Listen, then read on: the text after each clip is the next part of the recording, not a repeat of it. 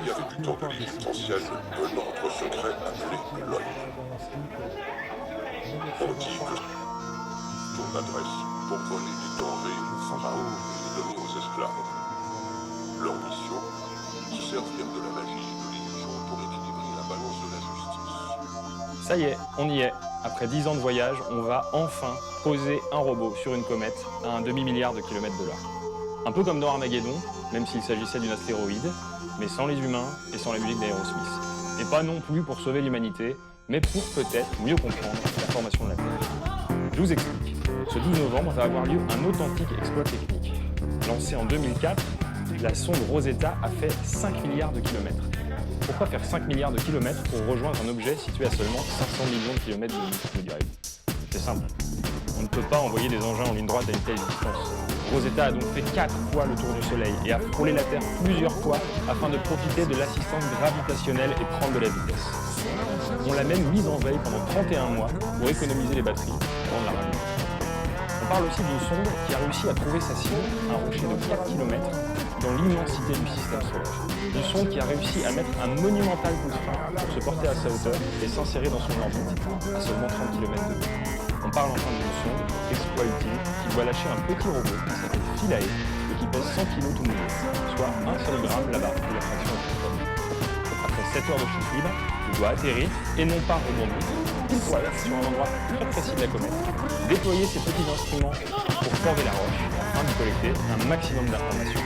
Le tout dans un timing serré, puisque notre sympathique petit robot va mourir de chaud en mars prochain à cause du soleil. Bref, c'est du beau travail, mais à quoi ça sert? En 2014, on ne dépense pas 1,3 milliard d'euros juste pour dire « Yes, we did it ». On n'y va pas non plus pour ramener du Tefal pour nos toiles, je fais référence à la Lune, ni pour régler la crise économique, la faim dans le monde ou le réchauffement climatique. Alors pourquoi poser un bidule sur un caillou à 500 millions de kilomètres au-dessus de notre tête? Primo, parce que les comètes font partie des objets en apesanteur les plus primitifs de notre système solaire. Elles ont été formées il y a 4,5 milliards d'années. Elles sont aussi vieilles que la Terre et le Soleil. Deuxièmement, elles sont intactes, parce qu'elles sont au congélateur depuis leur naissance. Il fait très froid là-haut, donc elles n'ont pas bougé, un peu comme Hibernatus, et elles contiennent donc des matériaux absolument intacts. Ce qui nous ramène à notre tertio. Les comètes regorgent, sous forme congelée, d'eau et de gaz, du méthane, du carbone. Attendez 2 secondes. De l'eau, du carbone, ça rappelle quelque chose, non? Et oui, le but ultime de cette mission, le Graal absolu, c'est de savoir s'il est possible qu'un beau jour, en s'écrasant sur notre bonne vieille Terre, ce ne sont pas les comètes qui ont rempli nos océans et y ont apporté les éléments qui nous permettent de vivre aujourd'hui. On cherche donc ici à déchiffrer notre histoire, tout comme la pierre de Rosette et l'obélisque Philae qui nous avait aidé à déchiffrer les hiéroglyphes au 19e siècle.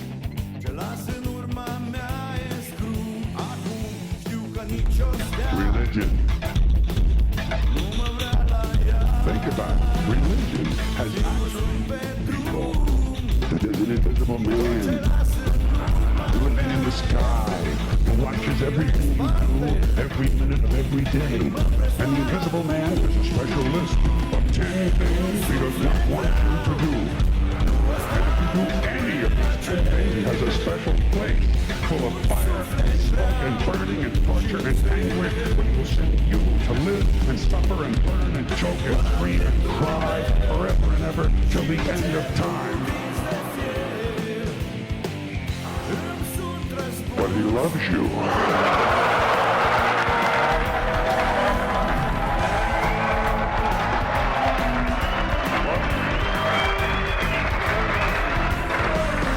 He loves you and he needs money. He always needs money. He's all powerful, all perfect, all knowing, and all wise. Somehow, just can't handle money. Religion takes in billions of dollars, they pay no taxes, and they always need a little more. Now, you talk about a good bullshit story. Holy shit.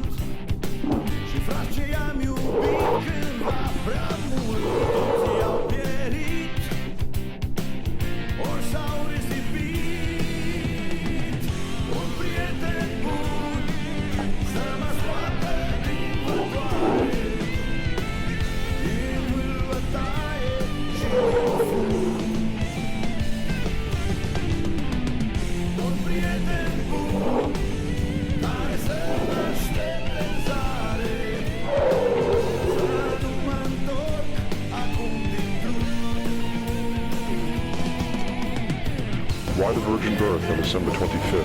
Why dead for 3 days and the inevitable resurrection? Why 12 disciples or followers?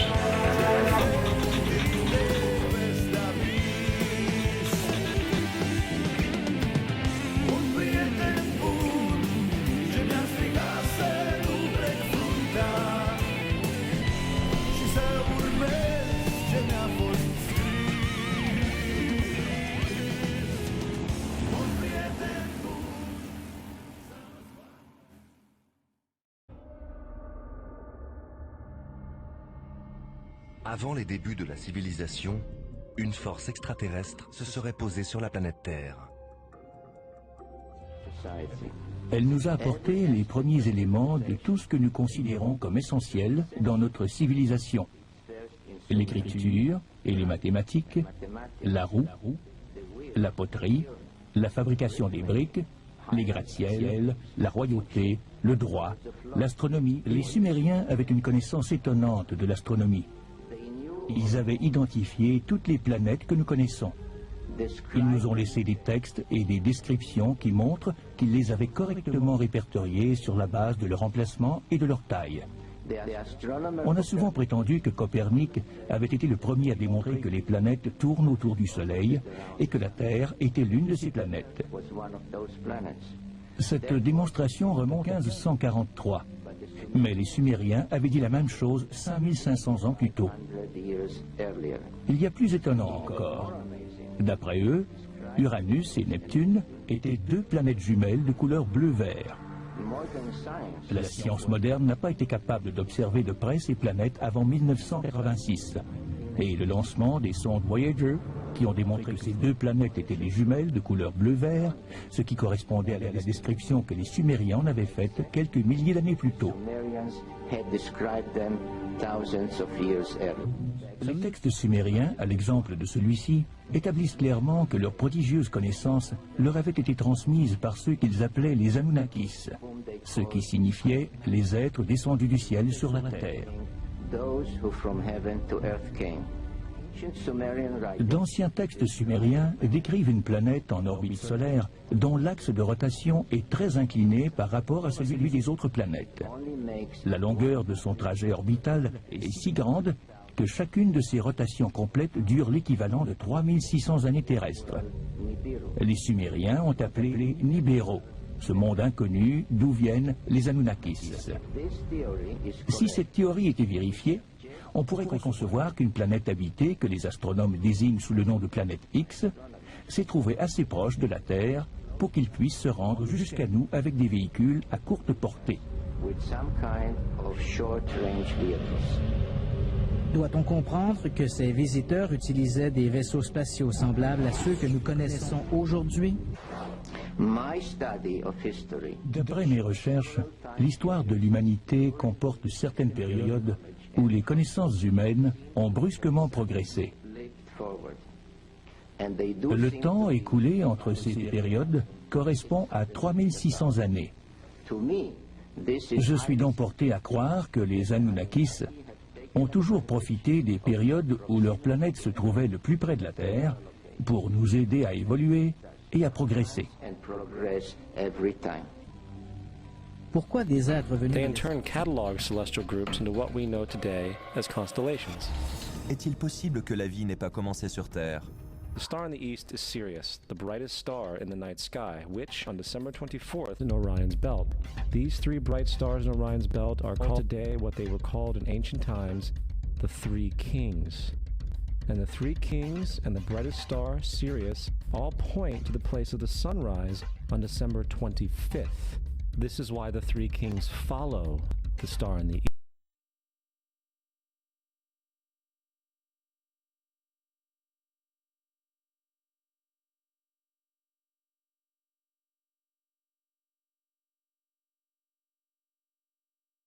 Constellation Virgo, also known as Virgo the Virgin. Virgo in Latin means virgin.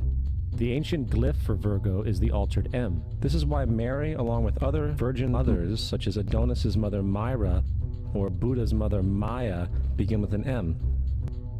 Virgo is also referred to as the house of bread, and the representation of Virgo is a virgin holding a sheaf of wheat. This house of bread and its symbol of wheat represents August and September, the time of harvest. In turn, Bethlehem, in fact, literally translates to house of bread.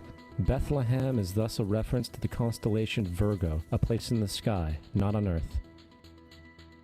There's another very interesting phenomenon that occurs around December 25th, or the winter solstice. From the summer solstice to the winter solstice, the days become shorter and colder. And from the perspective of the northern hemisphere, the sun appears to move south and get smaller and more scarce. The shortening of the days and the expiration of the crops when approaching the winter solstice symbolize the process of death to the ancients. It was the death of the sun. And by December 22nd, the sun's demise was fully realized, for the sun, having moved south continually for 6 months, makes it to its lowest point in the sky. Here a curious thing occurs. The sun stops moving south, at least perceivably, for 3 days. And during this 3-day pause, the sun resides in the vicinity of the Southern Cross, or Crux, constellation. And after this time, on December 25th, the sun moves 1 degree, this time north, foreshadowing longer days, warmth, and spring. And thus it was said, the sun died on the cross, was dead for 3 days, only to be resurrected or born again. This is why Jesus and numerous other sun gods share the crucifixion, 3-day death, and resurrection concept. It is the sun's transition period before it shifts its direction back into the northern hemisphere, bringing spring and thus salvation. However, they did not celebrate the resurrection of the sun until the spring equinox, or Easter. This is because at the spring equinox, the sun officially overpowers the evil darkness, as daytime thereafter becomes longer in duration than the night, and the revitalizing conditions of spring emerge. Now, probably the most obvious of all the astrological symbolism around Jesus regards the 12 disciples. They are simply the 12 constellations of the zodiac, which Jesus, being the sun, travels about with. In fact, the number 12 is replete throughout the Bible.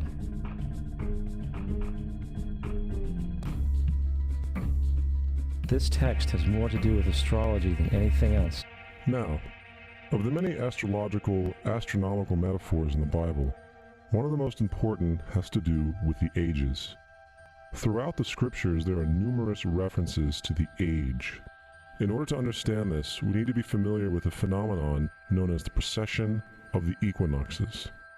The ancient Egyptians, along with cultures long before them, recognized that approximately every 2150 years, the sunrise on the morning of the spring equinox would occur in a different sign of the zodiac. This has to do with a slow, angular wobble that the Earth maintains as it rotates on its axis. It is called a precession because the constellations go backwards rather than through the normal yearly cycle. The amount of time it takes for the precession to go through all 12 signs is roughly 25,765 years. This is also called the Great Year, and ancient societies were very aware of this, and they referred to each 2150-year period as an age. From 4300 BC to 2150 BC, it was the age of Taurus, the bull. From 2150 BC to 1 AD, it was the age of Aries, the ram. And from 1 AD to 2150 AD, it is the age of Pisces, the age we are still in to this day. And in and around 2150, we will enter the new age, the age of Aquarius. Depictions in the book of Revelation aside, the main source of this idea comes from Matthew 28:20, where Jesus says, "I will be with you even to the end of the world." However, in the King James Version, world is a mistranslation, among many mistranslations. The actual word being used is eon, which means age. I will be with you even to the end of the age, which is true, as Jesus' solar Piscean personification will end when the sun enters the age of Aquarius. The entire concept of end times and the end of the world is a misinterpreted astrological allegory. Mises, who carried stone tablets and upon them the laws of God were written. Manu, Minos, Mises, Moses. You would think that a guy who rose from the dead and ascended into heaven for all eyes to see, and performed the wealth of miracles acclaimed to him, would have made it into the historical record. It didn't, because once the evidence is weighed, there are very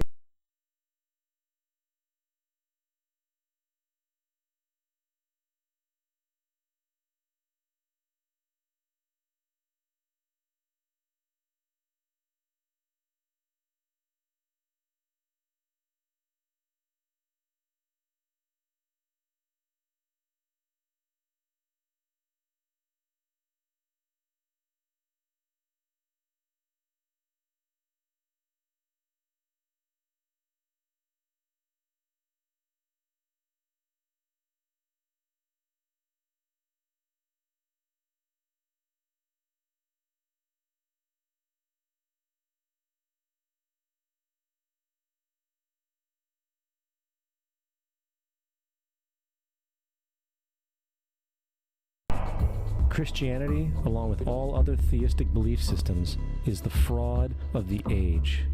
It serves to detach the species from the natural world, and likewise each other. It supports blind submission to authority.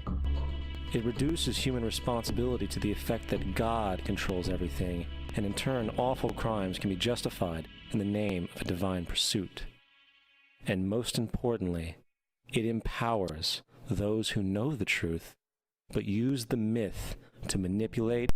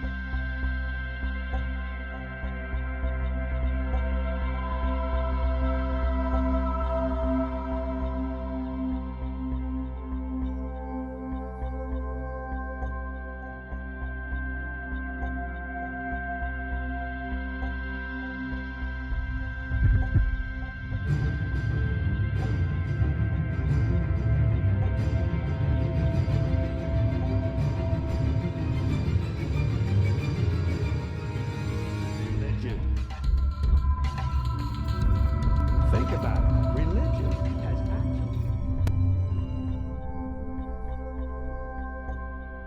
Why the virgin birth on December 25th? Why dead for 3 days and the inevitable resurrection? Why 12 disciples or followers?